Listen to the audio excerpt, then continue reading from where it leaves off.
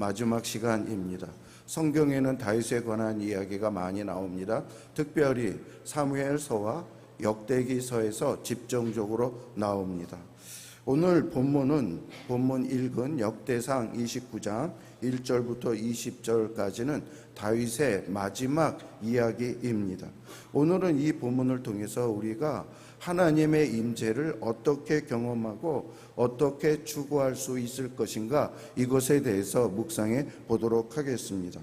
이스라엘은 지금까지 경험해 본 적이 없는 최고의 시대를 보냈습니다. 다윗 시대의 이스라엘은 그 어느 때보다 강력했습니다. 어느 때보다 부유했습니다. 그 어느 때보다 온 백성이 하나가 되었습니다. 무엇보다 하나님께서 그들과 함께 하신다는 것이 분명했습니다. 다윗이 있을 때에 하나님의 임재가 이스라엘 가운데 분명하게 임했습니다. 그런데요, 다윗이 곧 죽게 되었습니다. 그리하여 백성의 마음속에는 두려움이 가득했습니다. 그것을 안 다윗이 1절에서 이야기를 합니다. 뭐라고 이야기를 했을까요? 같이요, 시작. 다윗 왕이 온 회중에게 이르되 내 아들은 솔로몬이 유일하게 하나님께서 택하신 바 되었으니 아직 어리고 미숙하며 이 공사는 크도다. 이 성전은 사람들을 위한 것이 아니요 여호와 하나님을 위한 것이라. 네, 여기서 우리는 문제점을 발견하게 되는데요, 다윗 왕의 후계자인 솔로몬이 아직 어리고 미숙하다라는 것입니다. 그러나 그가 맡아서 해야 될 사역은 중차대한 일들입니다. 특별히 성전 짓는 일을 그가 해야 합니다. 백성들은 그러므로 생각을 했을 것입니다. 다윗 왕이 우리와 함께 있을 때에는 하나님께서 우리와 함께 하셨지만 이 젊은이가 왕이 되면 하나님이 우리와 함께 해 주실까? 이것 때문에 그들은 걱정하고 있었던 것입니다. 성도 여러분, 우리도 이와 같은 비슷한 경험이 있는 적이 있지 않습니까? 누군가를 통해 하나님을 만났는데 그 사람이 나에게서 떠나면 불안해지지 않습니까? 또 어떤 목사님을 통하여 은혜를 받았는데 그 목사님이 교회를 떠나면 이제 어떻게 하지? 이런 걱정이 생긴 적이 없습니까? 19세기 스코틀랜드의 훌륭한 목사인 로버트 머레인 맥체인이라는 목사님이 있었습니다. 어느 날 그는 설교를 하면서 성도들이 가지고 있는 우상들에 대해서 열거를 했습니다. 그리고 맨 마지막에 이런 우상이 있다라고 얘기했습니다. 그 우상은 목회자 우상입니다. 그는 이렇게 말했습니다. 여러분이 목회자를 사랑하는 이유는 충분합니다. 목회자들은 여러분을 사랑하고 여러분의 영혼을 돌봅니다. 하지만 그들을 우상으로 만들지는 마십시오. 오늘 성찬식을 통해 여러분이 가까이 해야 할 분은 그리스도이지 목회자가 아닙니다. 지금 이스라엘이 이런 형국에 놓여 있습니다.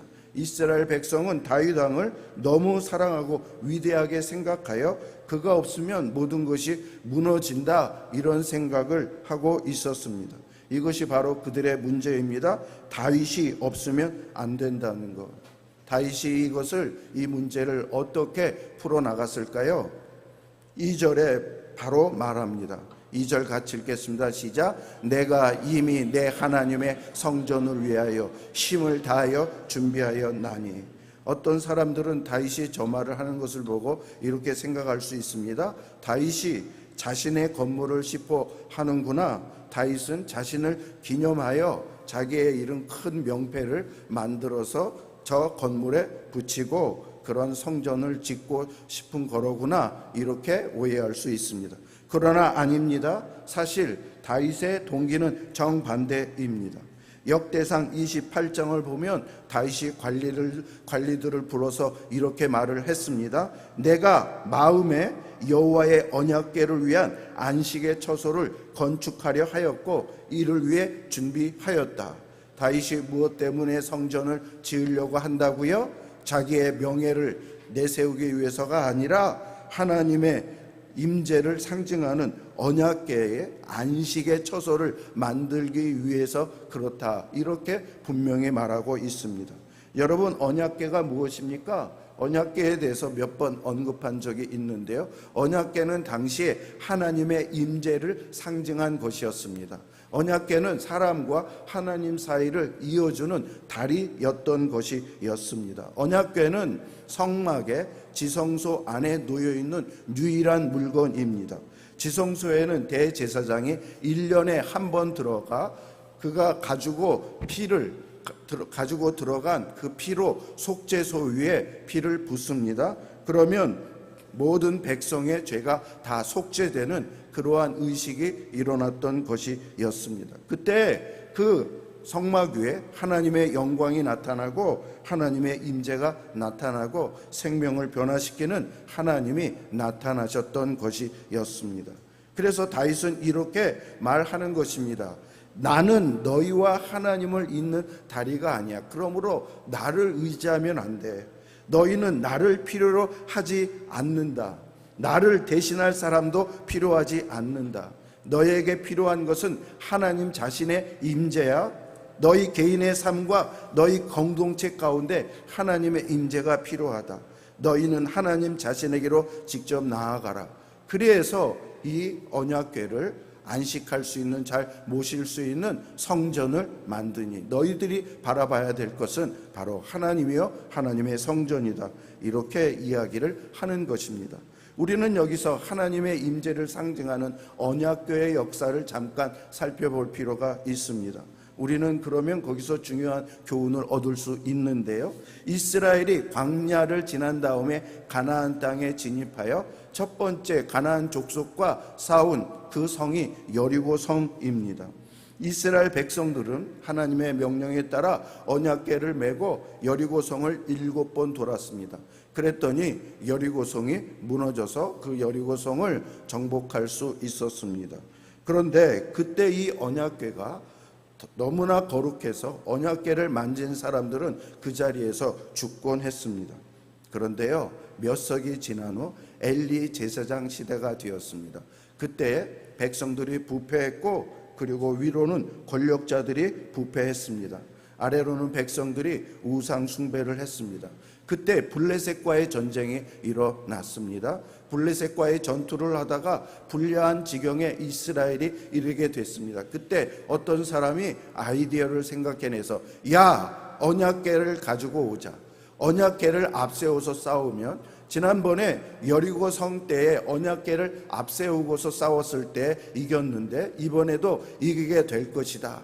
이렇게 이야기를 했습니다. 그리하여 사람들은 언약궤를 가지고 와 언약궤를 앞서서 싸우게 되었습니다. 백성들은 언약궤를 보고 환호성을 쳤습니다. 왜냐하면 전쟁에서 이길 것이기 때문이죠. 그런데 결과는 어떻습니까? 이스라엘의 참패입니다. 군사들 3만 명이 죽었습니다. 더군다나 이스라엘은 하나님의 임재를 상징하는 언약궤를 블레셋에게 뺏겼습니다. 블레셋은 이 언약궤를 가지고 자기의 성읍으로 돌아갔습니다. 그런데 또 놀라운 것은 이번에 블레셋 사람들이 언약궤를 만졌는데 죽은 사람이 하나도 일어나지 않았던 것입니다. 이때 블레셋 사람들은 우리가 전쟁을 너에게 이긴 것은 우리 신이 너희 신보다 세기 때문이다, 강하기 때문이다, 이렇게 조롱을 했습니다. 그런데요, 블레셋 사람들이 이 언약궤를 가지고 성읍에 안치했는데 이 언약궤가 있는 그 성에 전염병이 돌아서 많은 사람이 죽었습니다. 그래서 이 언약궤를 또 다른 성읍으로 옮겼는데 그 성읍 역시 그러한 일이 일어났고 또 다른 성으로 옮겼는데 그런 일이 역시 일어났습니다. 그래서 블레셋 사람들은 이 언약궤를 우리가 가지고 있으면 안 되는구나. 그래서 그들은 수레에 언약궤를 담아서 이스라엘로 다시 되돌려 보낸 일이 있습니다. 여러분, 지금 언약궤의 역사에 대한 잠깐의 얘기를 들었는데 이상하지 않습니까? 어떤 때는 언약궤를 만지면 죽고 어떤 때는 언약궤를 만지면 안 죽고 어떤 때는 언약궤를 앞세우면 전쟁에 이기고 어떤 때는 언약궤를 앞세워도 전쟁에 이기지 못하고 지곤 합니다. 왜 그럴까요? 여러분, 하나님은 인간이 통제할 수 없는 분이시기 때문입니다. 하나님은 주권적인 분이시기 때문입니다. 이 이야기가 우리에게 교훈해 주고 있는 것은 무엇입니까? 우리는 하나님을 상자 안에 가둘 수 없다라는 것입니다. 하나님은 인간의 손에 잡히는 신이 아니라는 말씀입니다. 하나님의 임재는 어떤 물건, 어떤 사람, 어떤 방법으로 인해서 왔다가 갔다가 하는 그런 존재가 아니시라는 말씀입니다. 우리는 하나님을 조장할 수 없습니다. 하나님을 길들여지는 신이 아닌 것입니다. 여러분, 기독교와 타 종교의 신의 차이가 무엇인지 아십니까? 타 종교는 우리가 그 신을 규정해요. 우리가 그 신에게 요구하고 그 신에게 공을 들이면 그 신이 움직이게 되어 있는 것이 타 종교의 신입니다.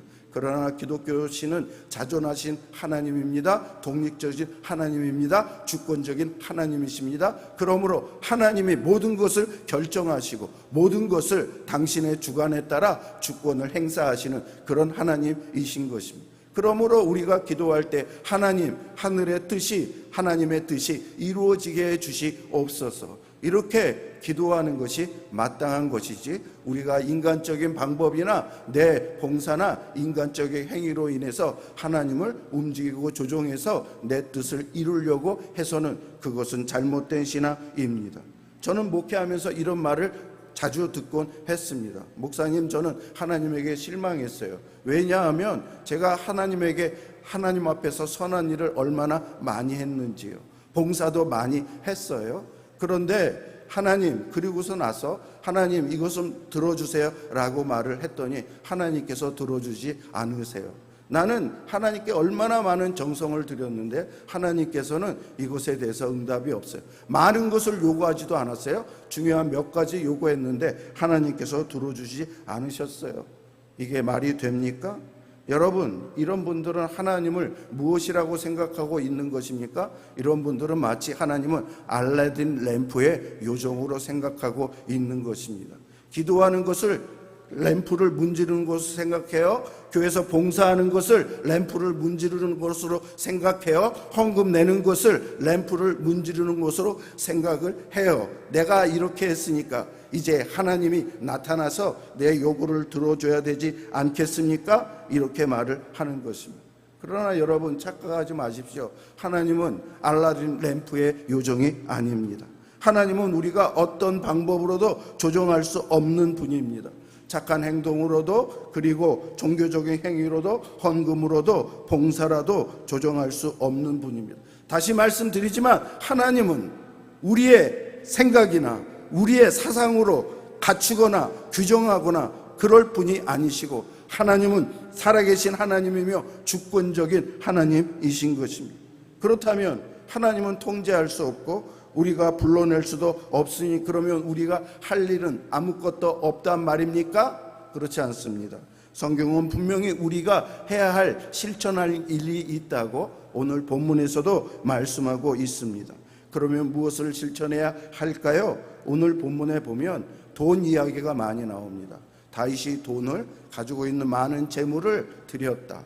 지도자들도 많이 드렸다. 백성들도 많이 드렸다. 물론 성전을 지으려면 많은 돈과 재물이 필요하죠. 그런데 5절 끝부분에 보면 이렇게 이야기를 하고 있습니다.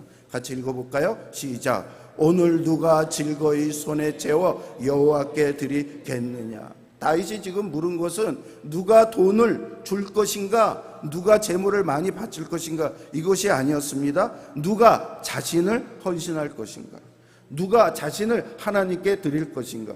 여러분, 이게 신앙의 키워드인 것입니다. 헌신은 무엇입니까? 문자 그대로는 우리의 몸을 하나님께 바치는 것인데, 팀 켈러 목사님은 이것에 대해서 절대적이고 무조건적으로 자기를 드리는 것이다. 절대적인 거예요. 이것은 뭐 다른 거 따질 필요 없고, 그리고 조건 없이 무조건 하나님께 드리는 것이 헌신이라고 말을 합니다. 지금 이스라엘 백성들이 블레셋과의 전투에서 무엇이 잘못되었습니까? 그들은 언약궤를 전쟁터에 가지고 나아갔는데 그들의 문제는 그들의 마음을 하나님께 드리지 않았다라는 것입니다. 하나님은 그들의 마음속에 없어요. 삶을 하나님의 자녀답게 살지 않았습니다.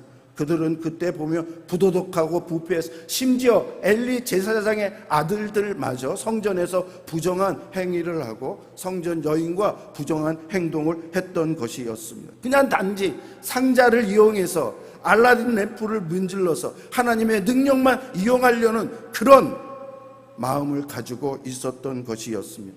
여러분, 이것을 뭐라고 말하는지 아십니까? 마술이라고 말을 합니다. 마술이라는 것은 자신의 삶을 들이지 않고 하나님의 능력을 얻으려는, 하나님의 능력을 이용하려는 그것을 말을 합니다. 여러분, 자기 드림 없이, 헌신 없이 신적인 능력을 얻으려는 것이 바로 마술입니다. 우리 성도들 보면 많은 경우에 헌신하지 않고 그러면서 하나님을 이용해서 마술을 해서 하나님의 능력을 얻으려고 하는 그런 일들이 많이 있습니다.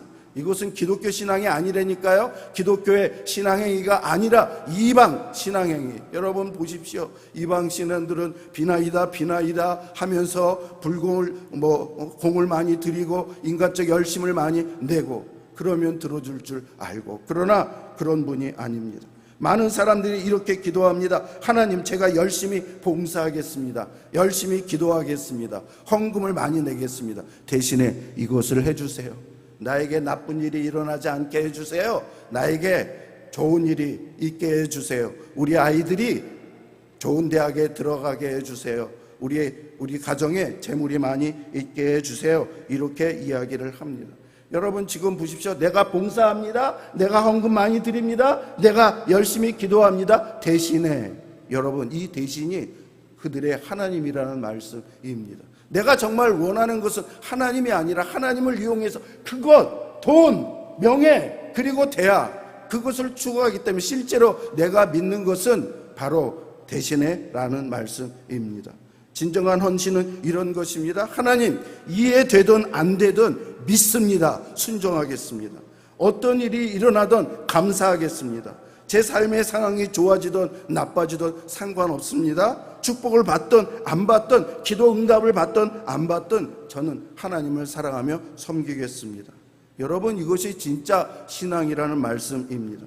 하나님은 기계가 아닙니다. 인풋하면 아웃풋하는 그런 뿐이 아니라 인격이라는 거예요. 인격은 그들 마음과 충분히 교감하고 지 정의를 느끼며 하나님이 정말 감동받고 정말 그 마음에 들 때에 움직이시는 하나님이라는 말씀입니다. 여러분, 누군가가 여러분에게 나는 당신을 사랑합니다.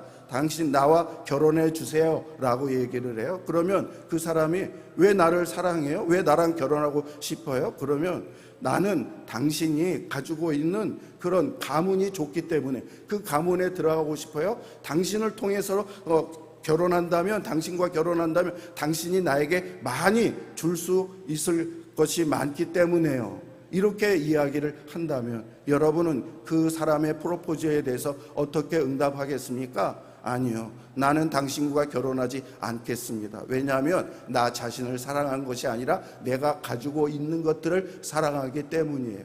그것들이 만약에 없으면 당신은 나를 사랑하지 않을 것이기 때문입니다. 지금 하나님께서 그 말씀을 하시는, 나를 사랑하느냐? 내가 가지고 있는 돈, 내가 가지고 있는 능력, 내가 가지고 있는 어떤 그것을 너희들이 좋아하느냐? 항상 이스라엘은 그것 때문에 싸우는 거예요. 이스라엘이 한 번도 예배 안 드린 적이 없습니다. 하나님을 찾지 않은 적 없습니다. 그러나 하나님의 심판을 받은 적이 많이 있습니다. 왜? 그들이 하나님을 진정 마음과 뜻과 성품을 다해서 살아가는 것이 하나님이 가지고 있는 것 때문에 그것을 따먹으려고, 그렇게 해서 하나님께서 그들에게 정신 차리라고 징계를 해 주셨던 것이었습니다.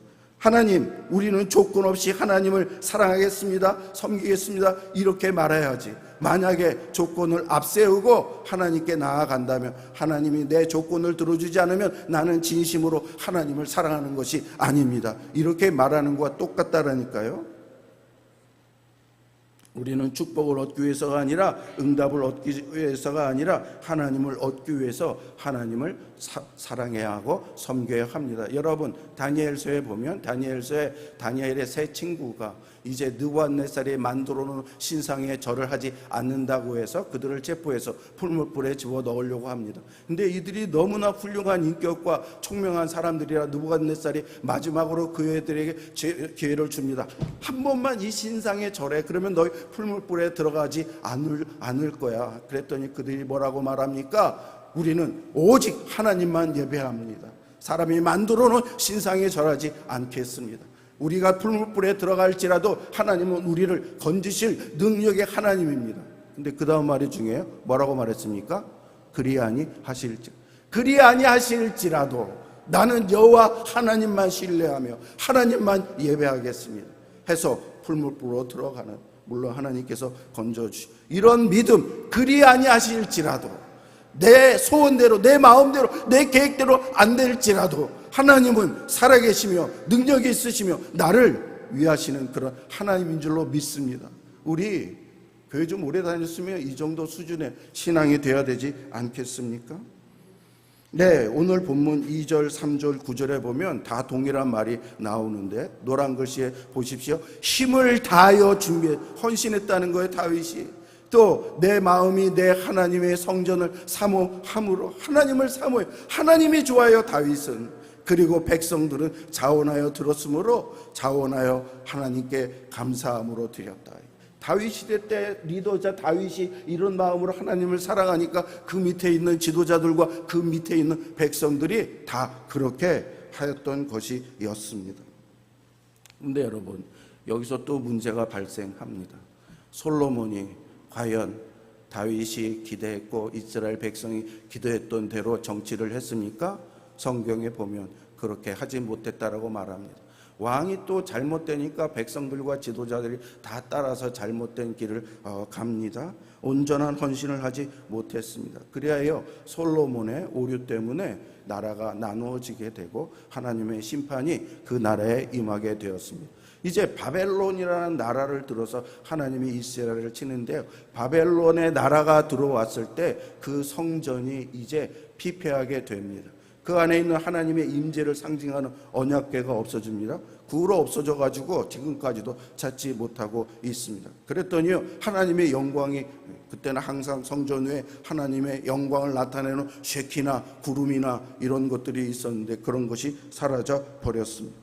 백성들은 계속 예배를 드렸습니다. 제사도 드렸습니다. 하지만 그들은 자기네들이 원하는 대로 살았던 것이었습니다. 하나님은 그런 예배 안 받으시니까 그거 신앙이라고 인정하지 않는다니까. 끝까지 그래. 회개할 기회를 줬는데 예레미야나 이사야나 선지자를 통해서 회개하라는데 회개하지 않았어요. 결국 어떻게 했습니까? 하나님께서 이들을 그냥 말로 해서는 안 되는구나 해서 바벨론 나라에 망하게 하고 포로로 끌려갔습니다. 포로로 끌려가서 70년 만에 돌아왔습니다. 70년 만에 제일 돌아와서 먼저 한 것이 성전을 지었습니다. 그 성전에서 예배를 드리는데 역시 하나님의 영광과 임재는 일어나지 않았던 것이었습니다.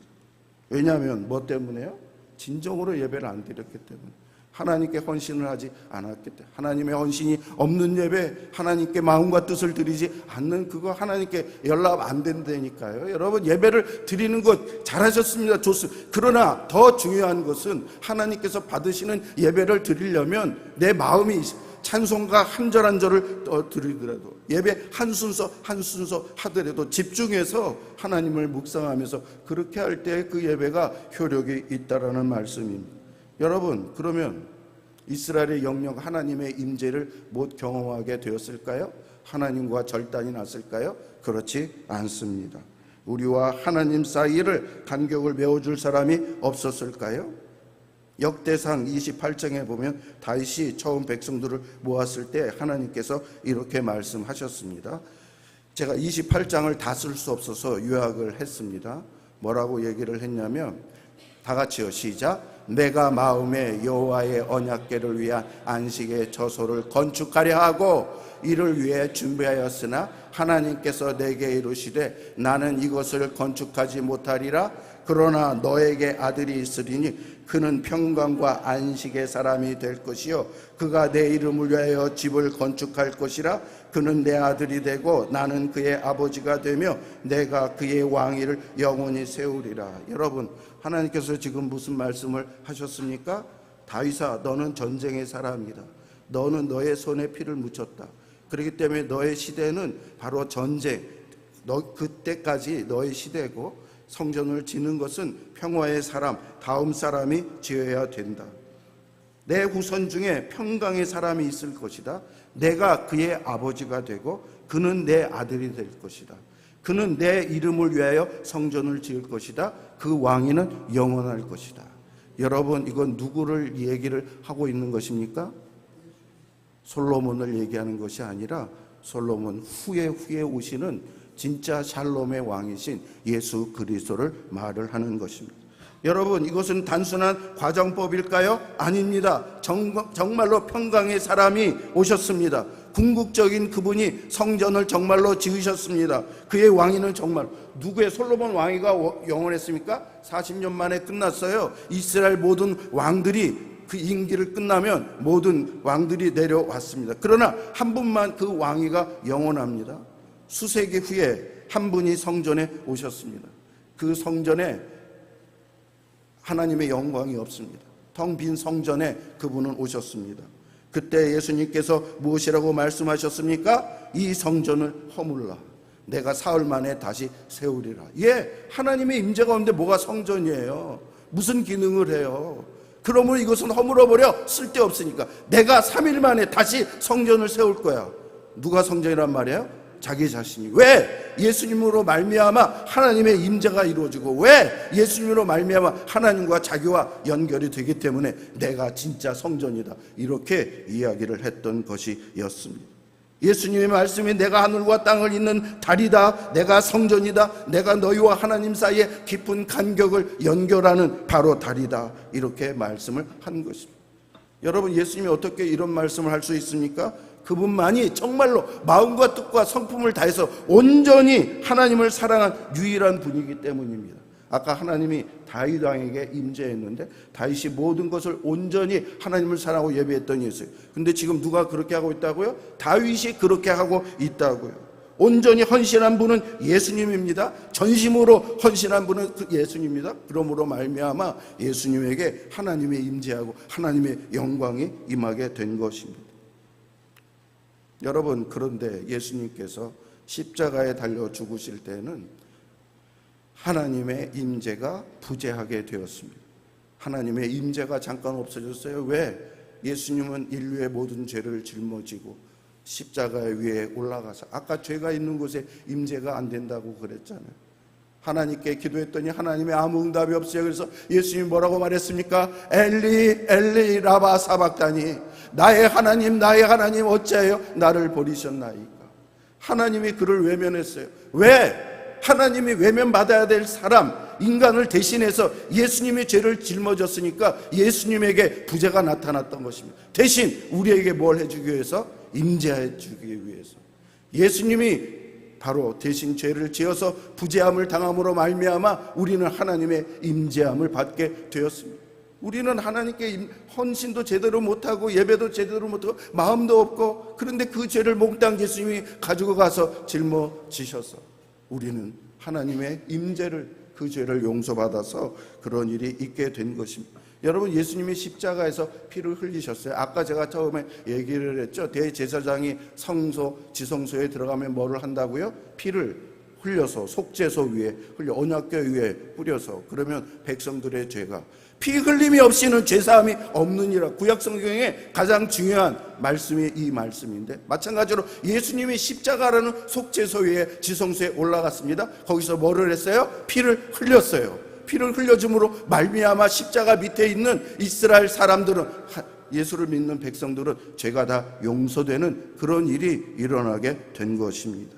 성경은 말합니다. 고린도후서 5장 21절 같이 시작. 하나님의 죄를 알지도 못하신 이를 우리를 대신하여 죄로 삼으신 것은 우리로 하여금 그 안에서 하나님의 의가 되게 하려 하심이라. 뭐라고 말했어요? 죄를 알지도 못하는 예수님에게 우리를 대신해서 죄를 뒤집어 쓰게 만들고 그에게 죄의 대가를 물으시고, 그렇게 하신 이유는 뭐라고요? 우리가 하나님의 의가 되겠다, 하나님과 아무런 문제가 없는 의로운 존재로 만들기 위해서. 그래서 어떻게 됩니까? 하나님과 만나는 일이 일어났. 한 군데 더, 그 다음에 갈라디아서 시작. 그리스도께서 우리를 위하여 저주를 받은 바 되사 율법의 저주에서 우리를 속량하셨으니 이는 그리스도 예수 안에서 아브라함의 복이 이방인에게 미치게 하고 또 우리로 하여금 믿음으로 말미암아 성령의 약속을 받. 똑같지 않아요? 우리를 위하여 대신 저주를 받았어요. 왜? 우리가 율법의 저주에서 우리를 풀어주기 위해서. 우리는 다 이스라엘 백성과 똑같잖아요. 근데 그 죄를 풀어주기 위해서 그렇게 하셨다라고 말씀해 주고 있습니다. 여러분, 예수님이 돌아가셨을 때 성전에서 어떤 일이 일어났다고 복음서에 썼냐면 성전에 뭐예요? 휘장이 쫙 갈라졌다. 여러분, 이것은 두 가지 의미입니다. 우리가 하나님 앞에 예수님이 죄를 다 없애주고 의로운 존재가 되어서 하나님께 막바로 나갈 수 있다라는 이야기와, 또 하나는 이때까지 하나님의 임재가 안 왔는데 이제 휘장이 찢어짐으로 말미암아 하나님의 임재와 영광이 우리에게 오게 되었다라는 것입니다. 누구로 말미암아? 예수 그리스도로 말미암아 그렇게 되었다라고 말씀을 하고 있습니다. 여러분, 제가 몇 번 예수님을 믿는다는 것은 예수님과 연합하는 것입니다. 성경에 보면 예수님과 믿는 것이 연합하는 것이라고 이야기하기 위해서 지체의 비유를 얘기했고요, 혼인의 비유를 얘기를 했고요, 건물의 비유를 얘기했습니다. 예수님의 머릿돌이면 우리는 그 옆에 있는 돌이어서 한 건물이 되고, 예수님의 머리고 우리는 지체입니다. 예수님이 신랑이고 우리는 신부입니다. 이게 전부 다 예수 믿으면 연합된다라는 거예요. 여러분, 예수님이 우리를 믿게 해주셔서 믿는 자가 되어서 예수님이 받으신 하나님의 은혜, 하나님의 축복, 하나님의 의로움, 그 모든 것이 누구에게 옮겨진다고요? 예수 믿는 자에게 옮겨진다. 그래서 예수 믿으라는 거예요. 이게 복음인 거예요. 예수 믿어라, 예수 믿어라, 이렇게 이야기를 합니다. 여러분, 이제 유명한 사람들의 이야기를 마치겠습니다. 여러분, 주님께서, 하나님께서 우리를 위하여 이렇게 헌신하셨습니다. 자기의 아들까지 주시는 그런 분이 됐습니다. 그렇다면, 그 은혜를 받았다면 우리도 그렇게 하나님께 응답해야 됩니다. 윌버포스, 저 사람은 영국의 노예법을 몇십 년 동안 의회에서 투쟁해서 폐지시킨 사람입니다. 이것이 미국의 영향에서 미국의 흑인 노예를 해방시킨 일이 일어났습니다. 이 사람이 이런 얘기를 했어요. 같이 시작. 진정한 그리스도인들은 자신들이 엄격한 채권자를 만족시키는 것이 아니라 감사한 마음으로 빚을 갚고 있다고 생각한다. 네, 그리스도인은 무서운 하나님 만족을 하기 위해서 의로운 일을 하는 게 아니라 감사한 마음, 빚졌잖아요. 모든 죄 용서받고 예수님으로 말미암아 우리에게 옮겨. 또 한 구절 같이 시작. 우리는 우리의 시간, 에너지, 자원을 하나님의 나라 확장을 위해 사용해야 합니다. 다윗처럼 우리의 지상에서의 날이 그림자 같아서 곧 사라질 것이며 하나님의 영원한 나라에 비하면 아무것도 아님을 인식해야 합니다. 네, 다윗도 끝났잖아요. 아브라함도 끝났잖아요. 모세도 끝났잖아요. 여러분, 세상의 모든 권력 다 끝납니다. 근데 누구만 영원하다고요? 예수만 영원하다라는. 예수 나라가 교회예요. 앞으로 예수님 재림하면 온 세상이 다 하나님 나라가 될 거예요. 그러므로 우리는 어디다가 마음을 둬야 돼요? 하나님 나라, 예수님 나라. 그게 남는 거라니까요. 그것만이 소망이라는 말씀입니다. 그러므로 여러분, 우리 주님께 헌신합시다. 주님께 진정으로 우리의 마음을 드립시다. 우리의 우선순위가, 여러분, 우선순위, 다른 교회 예배, 이게 우선순위예요. 여러분, 예배는 하나님과 우리와의 만나는 이 주일 예배를 우선시하고 중요시하는 것, 이게 하나님을 우선시하는 거예요. 다른 일이 있다면 다른 일을 하고 교회에 안 오고, 그러면 하나님은 세컨드 초이스, 셋째 초이스, 이렇게 되는 거예요.